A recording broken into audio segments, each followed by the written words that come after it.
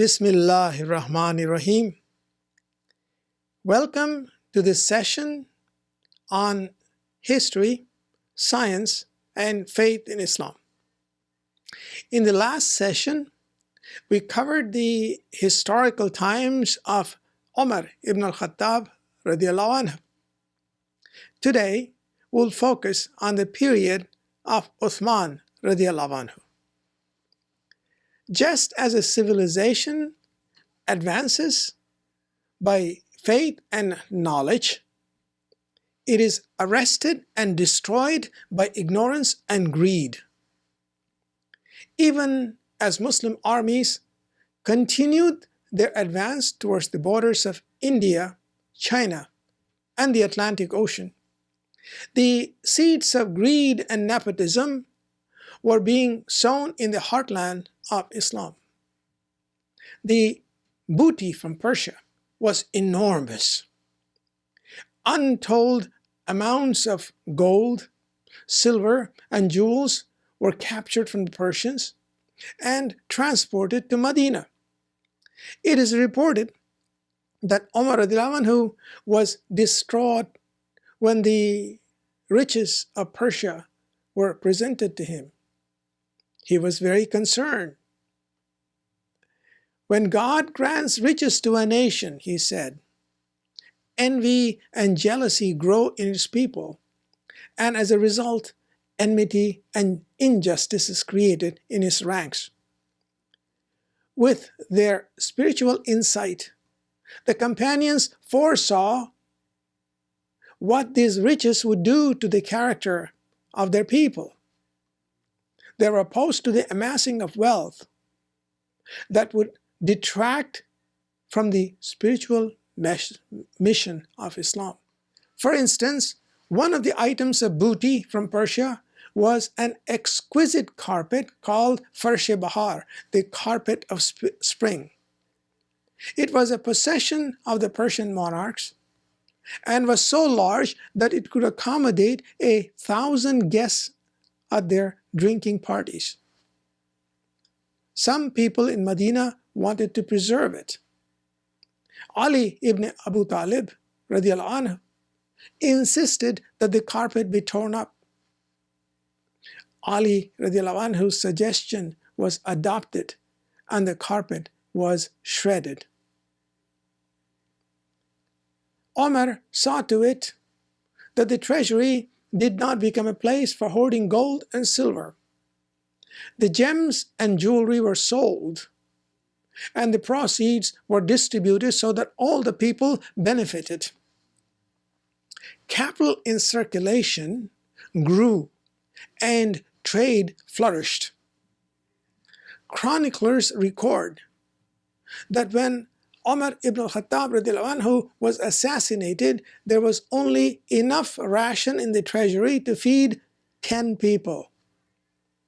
The firmness and wisdom that was required to manage the sudden infusion of wealth was gone with the passing of Umar radiallahu anhu. Within 10 years of his passing, the Islamic community was at loggerheads and in the midst of a full-scale civil war. Next to faith, wealth is the most important engine in the building of a civilization. Properly invested and managed, wealth as the surplus energy of human effort propels invention and civilizational advance. When it is hoarded, it leads to economic contraction, breeds jealousy, fosters intrigue, greed, infighting, and ultimately destroys a civilization. We find the origins of the civil wars in the gold of Persia. I repeat, we find the origin of the civil wars in the gold of Persia. As long as the towering figure of Umar radiallahu anhu was present, the pressures that inevitably accompany sudden wealth were held in check.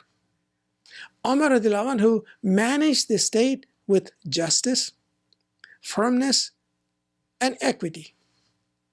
The slightest indication of nepotism was punished. Self-aggrandizement was publicly discouraged. Even a popular and successful general like Khalid bin Walid did not escape chastisement when it was discovered that he had paid a poet for a lyric in praise of his own person, although Khalid was later exonerated when it was determined that he had paid the money from his own pocket. As he lay on his deathbed, Umar radiallahu anhu appointed a committee of 6 to select his successor with explicit instructions that they were not to select his own son Abdullah bin Umar radiallahu anhu or to nominate themselves. The committee consisted of Ali ibn Abu Talib radiallahu anhu, Uthman bin Affan radiallahu anhu, Zubair ibn al-Awam radiallahu anhu, Talha ibn Ubaidullah radiallahu anhu, Sa'ad bin Waqqas radiallahu anhu, and Abdul Rahman ibn Aus radiallahu anhu. Abdul Rahman ibn Aus was charged with taking the pulse of the community regarding the issue of succession. He did so and found that there was widespread support for both Ali and Uthman. Before a large gathering in the Prophet's mosque, the question was put to the 2 finalists: will you discharge the responsibilities of this office in accordance with the commandments of God, His Messenger, and the example of the 2 sheikhs, meaning Abu Bakr and Umar? I repeat the question because it's so important. Will you discharge the responsibilities of this office in accordance with the commandments of God, His Messenger, and the examples of the 2 sheikhs, meaning Abu Bakr and Umar radiallahu anhu? Ali radiallahu anhu was given the first choice. He replied that he would conduct the office in accordance with the commandments of God and His Messenger. The reply was taken to mean that Ali radiallahu anhu was ambiguous about the legacy of Abu Bakr radiallahu anhu and Umar radiallahu anhu. Uthman radiallahu anhu was then asked the same question, and he replied that indeed he would serve in accordance with the commandments of God, His Messenger, and the example of the 2 sheikhs.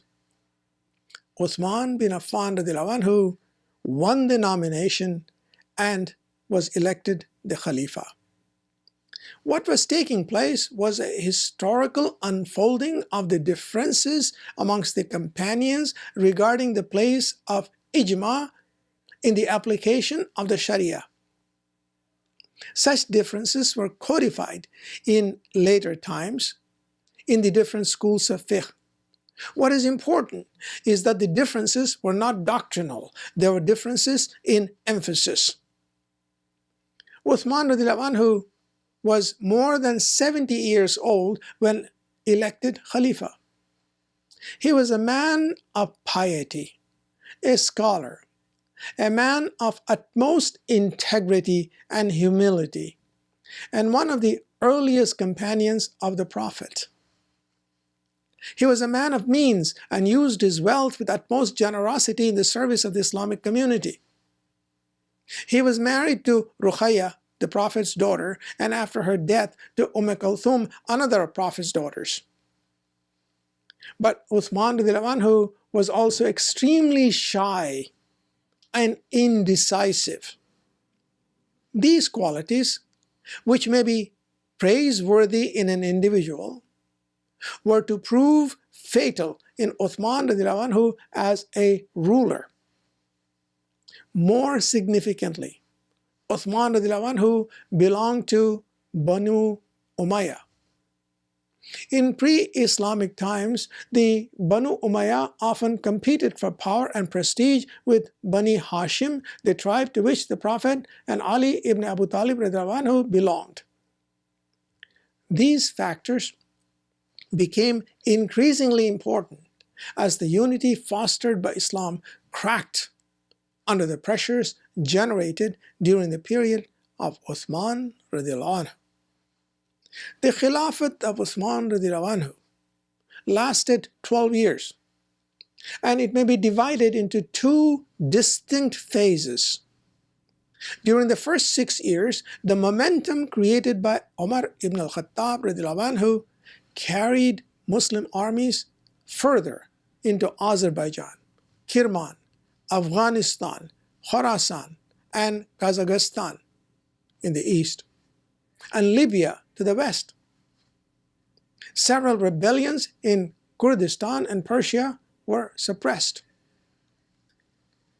Two of the initiatives undertaken by Uthman radiallahu anhu during this period had a lasting impact on Islamic history. It was at the initiative of Uthman that the pronunciation of the Quran was standardized. Mushaf Siddiqi, as it was written down at the direction of Abu Bakr Siddiq, did not show any vowels. As Islam spread beyond the borders of Arabia into non-Arabic speaking areas, there was the risk of mispronunciation with consequent misinterpretation. Uthman radiallahu anhu ordered the preparation of a written copy showing both vowels and consonants, consistent with the recitations of the Prophet sallallahu alaihi wasallam. Where the styles of recitation used by the Prophet varied, these styles were so noted. The second initiative was the building of a navy. Umar radiallahu anhu had resisted the idea as premature for an Arab army used to rapid movements in the desert. Upon the recommendation of Muawiya, Uthman radiallahu anhu ordered the building of a powerful navy to check Byzantine power in the eastern Mediterranean. A naval force was built and Cyprus was captured. The continued expansion of the navy provided the capability 10 years later for an unsuccessful naval assault on the Byzantine capital of Constantinople, which is modern Istanbul. It was during the second half of the Khilafat of Uthman radiallahu anhu that serious divisions arose in the Islamic community. The shy, retiring, and indecisive nature of Uthman was an invitation to mischief makers. Some amongst the Banu Umayya took advantage of this indecisiveness to create huge estates for themselves. Uthman radiallahu anhu had removed some of the administrators appointed by Umar radiallahu anhu and had replaced them with men from the Banu Umayya, his own tribe. Some of these appointees were unqualified for their positions. When the incompetence of these officers was brought to his attention, Uthman radiallahu anhu often hesitated, and corrective action was delayed or not taken. Since Uthman radiallahu anhu himself belonged to Banu Umayya, he was vulnerable to charges of nepotism. Pre-Islamic tribal animosities between Bani Hashim and Banu Umayya, which had been subdued since the time of the Prophet ﷺ, surfaced once again. The most important element in the ensuing political instability was the enormous wealth acquired from Persia. Masudi records, as related by Ibn Khaldun in his Muqaddamah on page 478, op-ed, on the day Khalifa Uthman radiallahu anhu was assassinated, the treasurer had in his personal collection a sum of 150,000 dinars and 1 million dirhams. In addition, he owned properties worth 200,000 dinars in the valleys of Khura and Hunain, in which he kept a large number of camels and horses. One of the properties owned by Zubair was worth 50,000 dinars, in which he kept 1,000 horses. Talha derived an income of 1,000 dinars from his properties in Iraq. Abdurrahman bin Auf had 1,000 horses in his stable, in addition to 1,000 camels and 10,000 heads of sheep. Upon his death, 1/4 of his estate was valued at 84,000 dinars. Zayd bin Thabit owned bricks of gold and silver, which required a large axe to cut. Zubair had constructed multiple houses in Basra, Egypt, Kufa, and Alexandria. Similarly, Talha owned a home in Kufa, in addition to an old home in Medina in which he had renovated with bricks, mortar, and oak timber, multiple rooms. Sa'ad bin Waqqas had built a tall and expansive mansion made of red stone. Maqdad built a home in Medina which he had plastered inside and out. Masudi goes on to state that this wealth was acquired legitimately through booty and trade. While wealth legitimately acquired did not influence the companions, many others in the community were less sanguine about how the wealth was acquired or how it was used. The new opulence of the community was in stark contrast to the simplicity with which the earlier Khalifas lived. Umar ibn Khattab, while he was the Khalifa, used to cover the holes in his tattered clothes with patches of goat skin. But times had changed. The infusion of Persian gold changed the character of some of the Arabs. Damascus, which was governed by Umayyad governors, became a city of palaces.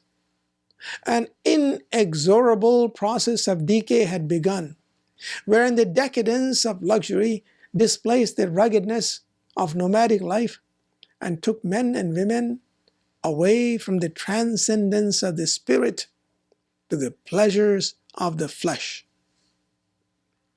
The increasing corruption gave an opportunity for the propagation of rumors, innuendo, and mischief. In this turbulent scenario, two characters stand out as particularly sinister. One was Abdullah bin Sabah, a recent convert, who tried to pit Uthman anhu against Ali anhu, and incited the people of Kufa in Iraq and Egypt against Uthman anhu. The other was Hakam bin Marwan, an Umayyad, whom Uthman anhu had appointed as his chief secretary. Hakam was responsible for official correspondence and abused this privilege to misrepresent Uthman anhu at critical times. The dissatisfaction and disaffection finally erupted in open rebellion. Bands of rebels from Kufa and Egypt entered Medina, surrounded the residence of the Khalifa, and demanded his resignation. Uthman anhu could not comply with his demand because that would destroy the Khilafat as an institution. He was attacked and mercilessly executed in 655 CE. The civil wars had begun. Actions that are driven by passions generate similar passions with unforeseen consequences. The assassination of Uthman anhu unleashed chaos in Medina. There was no leadership, no order, no authority in the city. The body of Uthman radiallahu anhu lay unclaimed for more than 24 hours when a group of Muslims mustered the courage to perform the final ablution and bury the assassinated Khalifa in the darkness of night. Only 17 men attended the funeral. Amidst the chaos, representations were made to Ali ibn Abu Talib radiallahu anhu to accept the Khilafat. He hesitated but relented upon the insistence of some of the prominent companions of the Prophet and became the fourth Khalifa of Islam. This brings to an end our presentation on the Khilafat of Uthman radiallahu anhu. Inshallah, in the next session, we will cover the Khilafat of Ali radiallahu anhu. Assalamu alaikum wa rahmatullahi wa barakatuh.